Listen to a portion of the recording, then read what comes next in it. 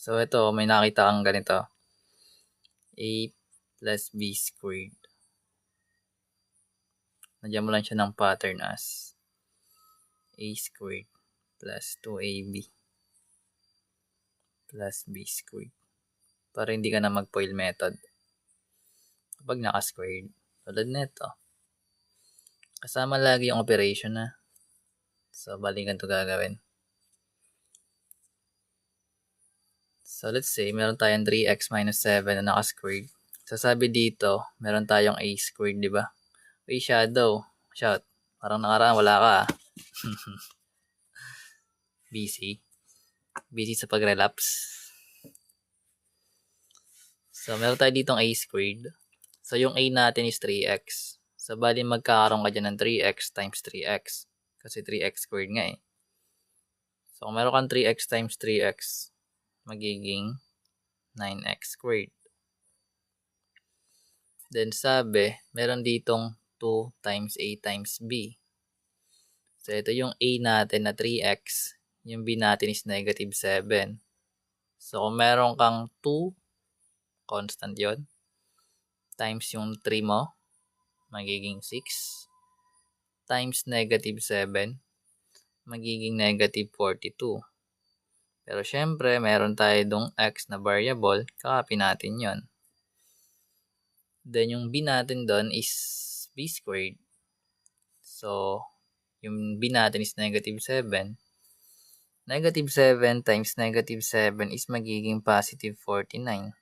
So, ito na yung expanded form na ito. Ganun lang siya kadali. Then, proceed ka sa kabila. So, meron tayong plus 2x times 2x magiging 4x squared. Then, 2 times yung 2x magiging 4x times yung 11 magiging 44x. Then, yung 11 squared, 11 times 11 is 121. Then, balik tayo sa kabila. Sa right side naman. So, meron kang 4x times 4x magiging 16x squared.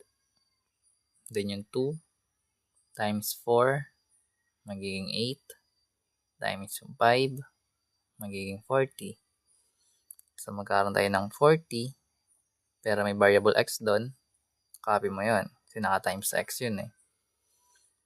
Then, yung b natin, b squared nakalagay. So, 5 squared magiging 25. So, naka-expand na agad yung mga binomials mo. Then ngayon, combine like terms na lang. So, meron ka ditong 9x squared tsaka 4x squared. Pwede yun i-combine. Magkakaroon tayo ng 13x squared. So, yung negative 42x plus 44x, anong magiging sagot? Sino kanina ba to? Anong magiging sagot mo dito, bossing? RR. Dapat ikaw sasagot eh. Anong sagot? Uy, si Jollibee naligaw. Mali. Asan yung one piece chicken natin dyan, boss? Wala. Ay. Ano naman to nakuha? So, negative 42x plus 44. Hindi siya magiging... Sabi ko chicken ba yung burger? Binago na. Nagganap pa siya ng ano eh, no? Ng emoji. So, meron tayong negative 42 plus 44x. Para siya may variable x. So, 44 minus 42 is magiging to, diba? So, plus 2x lang yan. Then, yung constant natin, yung 49, tsaka 121, anong magiging sagot? So, 49 plus 121, 170. Plus 170. Then, copy lang natin yung right side. 16x squared plus 40x plus 25. So, dahil quadratic nga to guys, ibig sabihin, lahat ng terms, ililipat natin sa kabilang side, no? Pantay mahirapan. So, dahil mas malaki number dito na positive kaysa sa kabila, gawin natin 0 yung left side. So, magkakaroon tayo ng 16x squared plus 40x plus 25.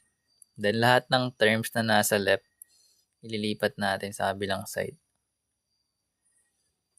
So, yung 13x squared natin, magiging negative 13x squared. Then, yung 2x natin, magiging negative 2x. Yung 170, magiging negative 170. Paano nakuha yung 40x? Ito siya guys, FOIL method neto. Yung middle term, 4 times 5, 20, times yung 2, edi 40, then variable x. So, ngayon, simplify natin to. Anong kakalabasan na ito guys? So, yung 16x squared minus 13x squared, pwede yun, di ba? Same terms. That is 3x squared, that's correct. Then yung 40x minus 2x, that is 38x, that's correct. Then yung 25 minus 170, karoon tayo ng ilan?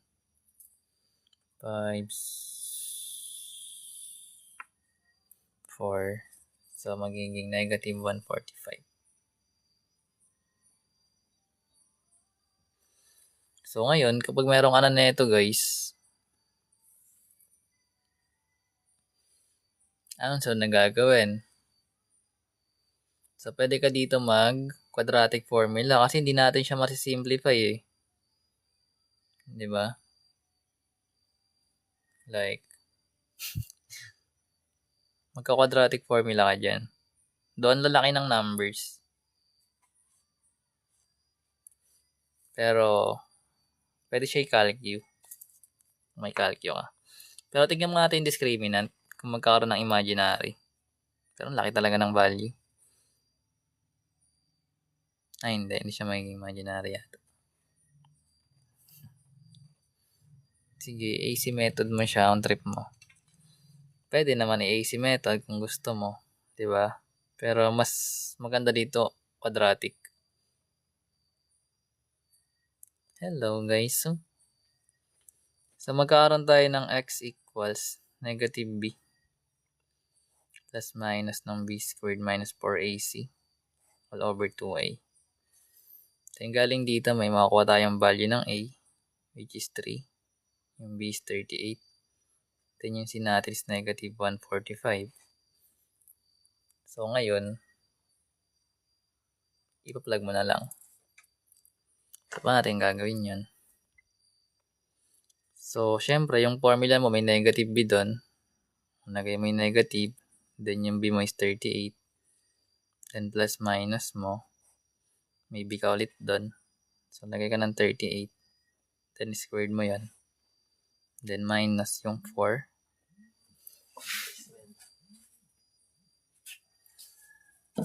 Minus 4. Then yung a natin which is 3. Then yung c na negative 145. All over yung 2. Tapos yung a mo na 3.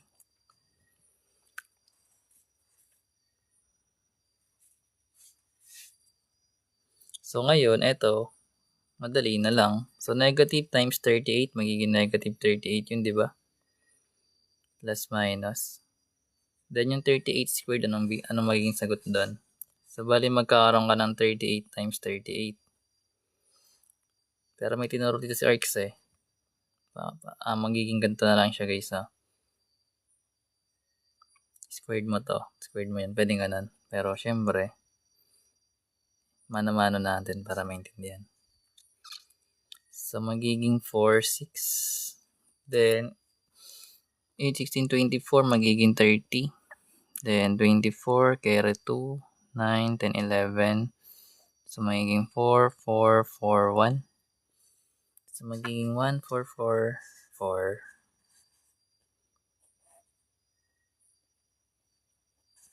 Then meron ka ditong negative times positive which is negative. Times negative ulit magiging positive. So, yung 4 times 3 is 12 times 145. So, masyado malaki yung numbers. So, magkakaroon tayo ng 145 times 12. So, this is 10, carry 1, magiging 9, magiging 2, magiging 5, 4, 1, 0, 4, 7, 1, magiging 1, 7, 40. Then, over, yung 2 times 3 mo, is magiging 6. So, syempre, kailangan natin to i-add. So, yung 1740 plus 144, 4, 14, 44. So, may 4813. 3184 na siya, no? Anyways, lagay natin sa kabila. So, may nakuha tayong negative 38. Copy lang natin. Plus minus yung square root ng 3184. Then, all over 6. Yun. So, ngayon guys, kunin mo yung perfect square na ito kung meron. So, that marunong ka mag-radicals. So, divisible by 2 na lang nga muna para tayo mahirapan. 1592 2 ulit. Isa-isayin na lang natin para malinaw. So, dinidivide lang natin by 2 guys para makuha yung factors. 796 divisible by 2 magiging 398. Tama? Ito ulit. Patagalin natin. 199.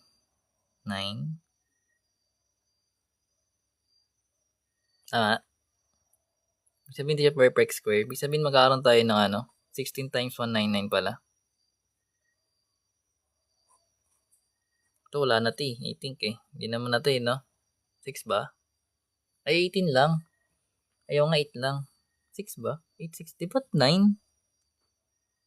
9 yata kasi 18. 18 divide 2, di ba 9?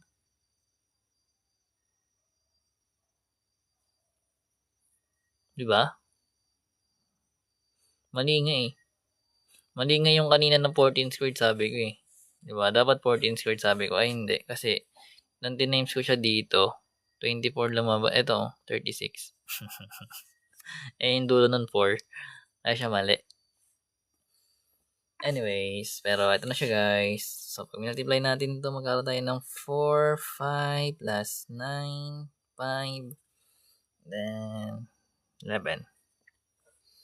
9, 9, 1, 4, 18, carry 1, 11, 3, 1, 8, 4. Okay na siya. So, ibig sabihin, galing dito guys, magkakaroon tayo ng ito na yung pangit na tuloy. Magkakaroon tayo ng x equals negative 38 plus minus. Di ba may nakuha ka ditong 4 na 2. So, bali, ito magiging 4 plus 4 din. Wherein, ito pwede mo ilagay as 4 squared. So, dahil perfect square siya, lalabas natin yung 4 sa radical. Which means, magkakaroon tayo ng 4 square root 199 over 6. So, ito na. Pwede mo na ito gawin. Pag-iwalay mo na lang. Pero kung gusto mo siya i-simplify, pwede naman yun. Ay, plus muna. Then yung pangalawa.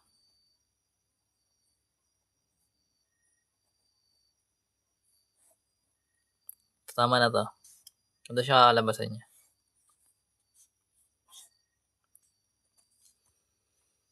So, meron ang sagot na 2 distinct pero irrational.